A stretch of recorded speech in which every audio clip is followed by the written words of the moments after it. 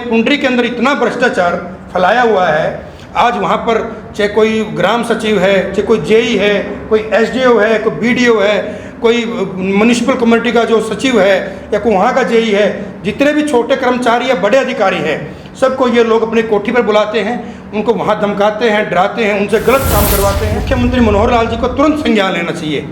ऐसे व्यक्ति सरकार को बदनाम करवाने का काम करते हैं। सच्चे तरीके से अगर इनकी जांच करवाती है तो ये पिता पुत्र जेल के अंदर मिलेंगे। इतना कुछ होने के बावजूद भी अगर आप जांच नहीं करवाते, अगर आप उसको भी कहीं ना कहीं गोलमाल करने की कोशिश करेंगे तो फिर कहीं ना कहीं तो सरकार की नीयत पर फिर संदेह।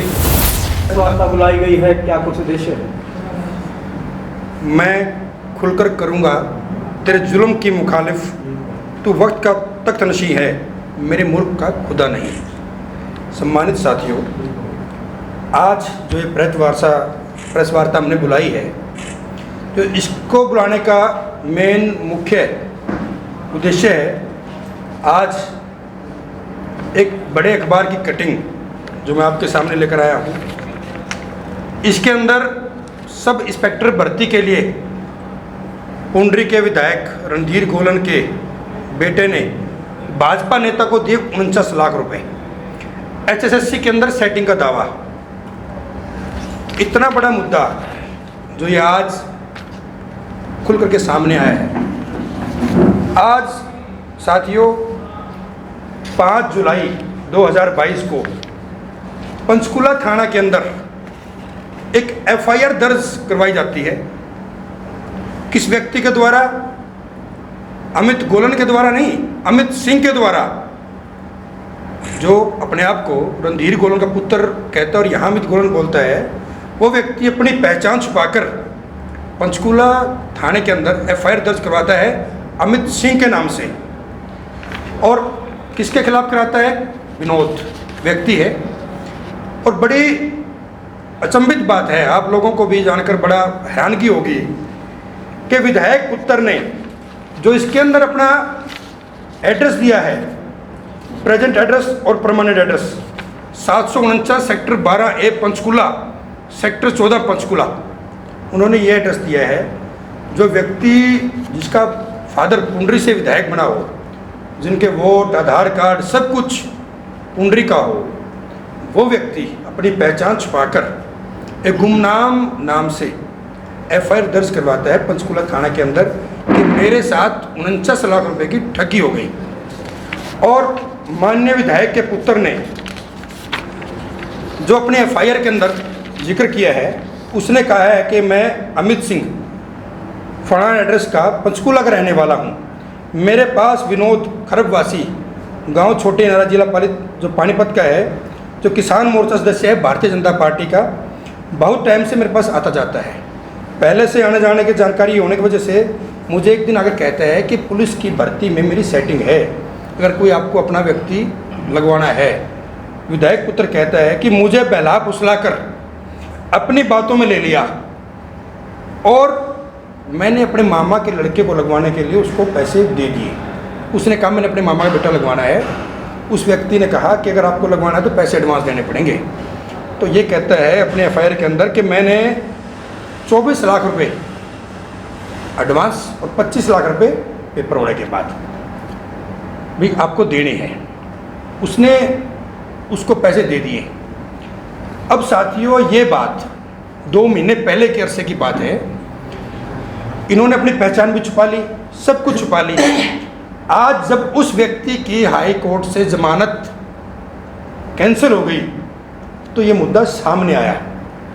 तो फिर पत्रकार साथियों ने इस मुद्दे की गहनता के अंदर जांच की तो तब पता चला कि ये अमित सिंह नहीं, अमित गोलन, पुत्र विधायक पुंडरी रणधीर गोलन का बेटा है, जिसने पैसे दिए हैं। और ये कहता है कि मेरे पास उसकी रिकॉर्डिंग भी है। उस रिकॉर्डिंग के अंश जो ये अखबार के अंदर खबर छपी है, इसके अंदर भी दिए हुए हैं, जिसके अंदर विधायक कहता है मुझे ये मुद्दा नहीं पता था कि कब पैसे गए कब पैसे नहीं गए। जब पैसे चले गए तो मेरे पुत्र ने मुझे तब बताया और मैंने उससे बात भी की, भाई आप आ जाओ, हमसे बात कर लो, सेशन है, सेशन के बाद बात कर लेंगे, हम इस मामले को सुलझा देते हैं। ये सारा प्रकरण जो निकल कर आया है, तो मैं आप सभी साथियों के माध्यम से ये इतना बड़ा गोलमाल पिता पुत्र के द्वारा जो किया गया है इसकी जांच होनी चाहिए। सबसे पहले मैं मांग ये करता हूं, जो 49 लाख रुपए ये कहां से आए, ये किसके खाते में से पैसे निकले और पैसे निकलने के बाद किसके खाते में जमा करवा गए या किसको कैश दिया गया। इतने पैसे नगद कोई व्यक्ति निकलवा नहीं सकता या उसकी पूरी डिटेल देनी पड़ती है। ये पैसा 1 नंबर का है कि 2 नंबर का है, इसकी जांच होनी चाहिए सबसे पहले तो 49 लाख रुपए की। फिर मैं ये बात कहता हूँ कि विधायक पुत्र कहता है कि मेरे को बहला फुसला कर मेरे से पैसे ले लिए गए। अगर आपको भी बहला फुसला दिया गया तो फिर आप जनता के लोग जो लोग हैं हल्के के, तो उनके लिए क्या काम करोगे। ये प्री प्लान मामला है।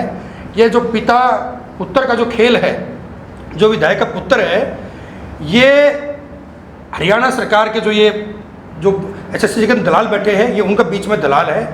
ये लोगों से पैसे लेता है, लोगों से पैसे लेकर आगे एसएससी के अंदर सेटिंग करता है, फिर वहाँ पर ये नौकरी के नाम पर लोगों से पैसे लेकर नौकरी लगवाता है।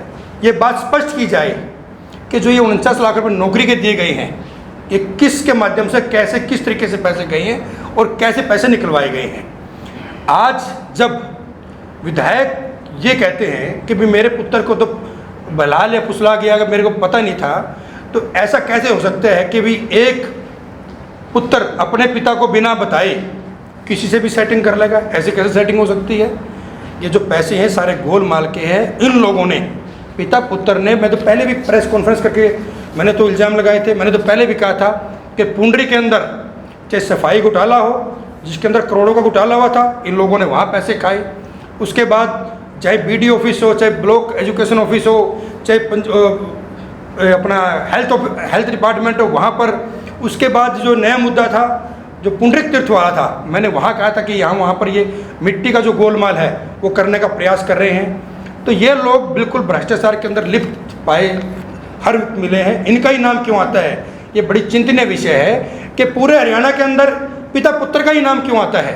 कहीं ना कहीं आग भी वहीं लगती है, जहाँ धुआं भी वहीं उठता है जहाँ पर आग लगी हो। ये लोग करप्ट हैं। आज इसका प्रमाण पूरा हरियाणा के सामने है।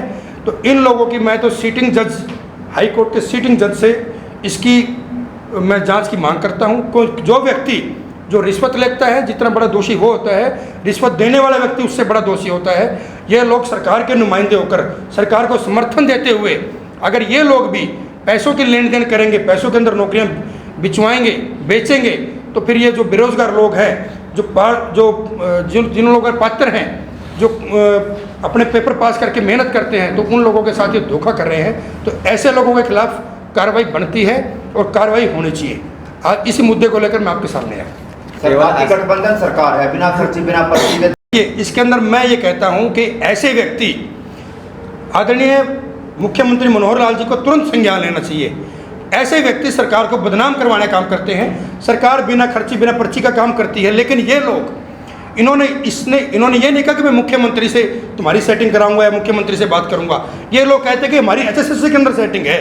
किन अधिकारियों से सेटिंग है, किन मेंबर्स के साथ सेटिंग है, जो विधायक हैं, जो सरकार को समर्थन दे रहे हैं। तो ये लोग सरकार को बदनाम करवाने का काम कर रहे हैं। मैं चाहता हूं, मैं मुख्यमंत्री से निवेदन करूंगा कि मुख्यमंत्री जी परसों कैथल के अंदर आएंगे, इन व्यक्तियों से तुरंत इनका समर्थन वापस कर देना चाहिए और इनको जो मंत्रिमंडल है सरकार से बाहर कर देना चाहिए। अगर कार्रवाई नहीं होती तो मान लें ये ठगबंधन है।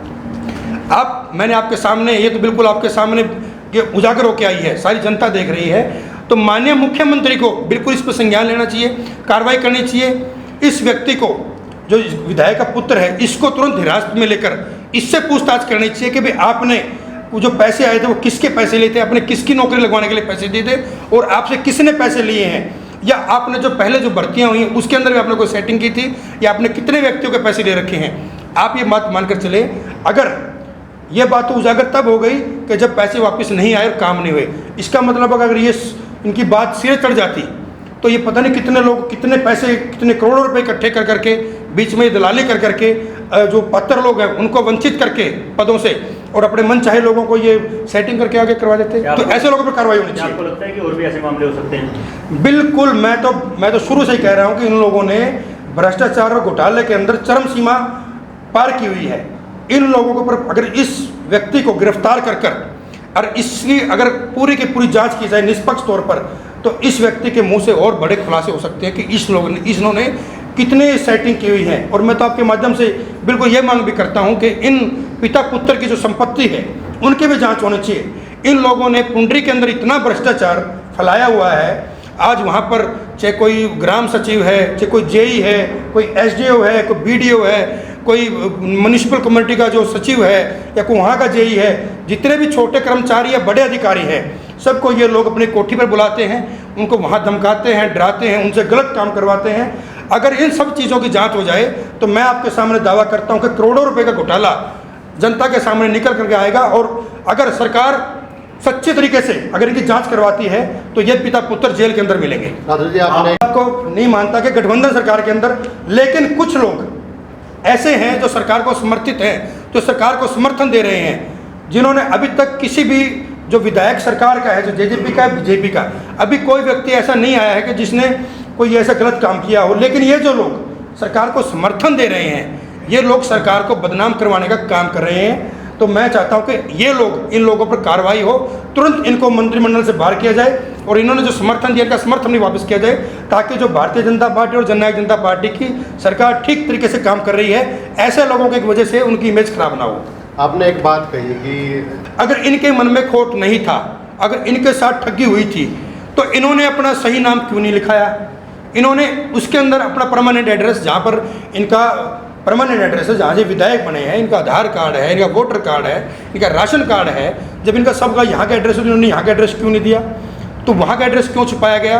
और ये मुकदमा 2 महीने पहले दर्ज हुआ तो इन्होंने मीडिया के सामने आकर वो बात क्यों नहीं कही? इन्होंने मुख्यमंत्री के सामने आकर बात क्यों नहीं कही? तो कहीं ना कहीं गोलमाल था। ये लोग, और मैं पूरी विश्वास के साथ कह सकता हूँ कि इन्होंने जो ये अपने रिश्तेदार हैं, इनको तो इन्होंने मोहरा बनाया हुआ है। इसमें असल कहानी कुछ और मिलेगी, कोई मामला कुछ और ही बड़ा मामला है, जो पैसे का गोलमाल है। अगर उसकी निष्पक्ष तौर पर जांच हो तो फिर जो इन्होंने मामा के लड़के का नाम लिया हुआ, ये मामा का लड़का कहीं आसपास भी नहीं मिलेगा। ये परत कुछ और है, अगर इन परतों को ईमानदारी से खोला जाए तो। बस मैं कहता हूँ कि जनता की अदालत सबसे बड़ी अदालत है।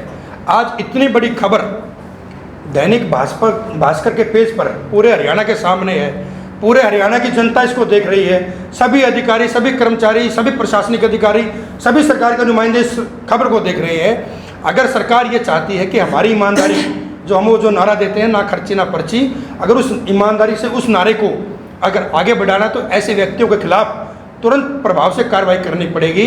तभी जाकर आप अपनी सरकार की जो ईमानदारी है उसको आगे लेके जा सकते हैं। सरकार के हिस्सेदार है। और ये बात जो माननीय विधायक पुंडरी हैं वो ये कहते भी हैं, उनके पुत्र ने पीछे बयान भी दिया था कि हमने जो समर्थन है वो जननायक जनता पार्टी को नहीं, भारतीय जनता पार्टी को दिया हुआ है। तो पहली प्रायोरिटी पर मुख्यमंत्री का ये फर्ज बनता है कि ऐसे व्यक्तियों के खिलाफ कार्रवाई के आदेश दें। जो हाई कोर्ट के सिटिंग जज हैं उनसे इनकी जांच करवाई जाए, ताकि इन लोगों के खिलाफ कार्रवाई हो और दूध का दूध और पानी का पानी जनता के सामने आए। बिल्कुल इस चीज़ को उजागर करने का काम करेंगे हम। बिल्कुल, मैं तो आज भी कहता हूँ इस व्यक्ति को तुरंत, अगर इसके अंदर इतनी भी थोड़ी बहुत भी अगर शर्म बची है, अगर एक विधायक के पुत्र के साथ अगर कोई ठगी होती है, जो वो कहते हैं कि हमारे बेटे को बहला फुसलाकर ठगी कर ली गई है, तो फिर ऐसे व्यक्ति को अपने पद पर बने रहने का कोई हक नहीं है।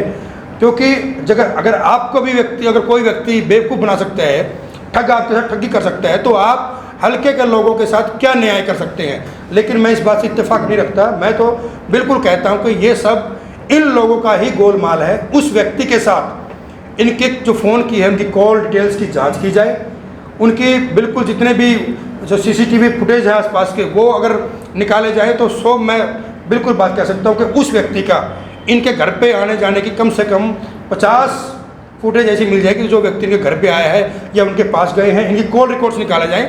अगर गहनता से जांच होगी, मैं फिर कह रहा हूँ, ये मुद्दा ये पैसे वाला नहीं है, इनका गोलमाल है, मिलकर बड़ा षड्यंत्र है, सरकार को बदनाम करने का बड़ा षड्यंत्र है। ये तो छोटी अभी 49 लाख रुपए की रकम आई है, मैं कहता हूँ ये 50 करोड़ की रकम भी हो सकती है। इन लोगों ने इतना बड़ा घोटाला, गोलमाल, पुंडरी हल्के को इन्होंने लूट लिया। सारा पैसा ये इसी तरीके से पुंडरी के अंदर लूटने पे लगे हुए हैं। अगर इसकी जांच की जाए तो बहुत तथ्य सामने निकल कर आएंगे। कहीं ना कहीं फिर सरकार भी अगर इस चीज़ पे फिर कैटेगरी के अंदर आती है कि अगर इतना कुछ होने के बावजूद भी अगर आप जांच नहीं करवाते, अगर आप उसको भी कहीं ना कहीं गोलमाल करने की कोशिश करेंगे, तो फिर कहीं ना कहीं तो सरकार की नीयत पर फिर संदेह लाजमी है कि मैं नहीं, जनता भी देखती है। अगर कोई कार्रवाई नहीं होगी तो जनता फिर इस बात को जरूर महसूस करेगी कहीं ना कहीं कि विधायक को बचाने की कोशिश की जा रही है। तो आप HSSC पे सवाल कर रहे हैं, आपका सारा मामला नहीं, बिल्कुल देखिए, अगर HSSC के अंदर तो फिर यही व्यक्ति उस पर खुलासा करेगा जब इस व्यक्ति को इससे पूछताछ की जाए कि ये व्यक्ति मीडिया के सामने आए, सबको पता है कि HSSC के वो कौन व्यक्ति था, कौन मेंबर था, कौन अधिकारी था जिसके माध्यम से बात हुई है, जिस व्यक्ति ने जो विनोद है उसकी HSSC के अंदर कहाँ सेटिंग थी, किस मेंबर के साथ सेटिंग थी, किस वहाँ पर अधिकारी के साथ सेटिंग थी। तो मैं तभी कह रहा हूँ जब तक इस व्यक्ति को इसको गिरफ्तार कर इससे पूरी गहनता से पूछताछ की जाएगी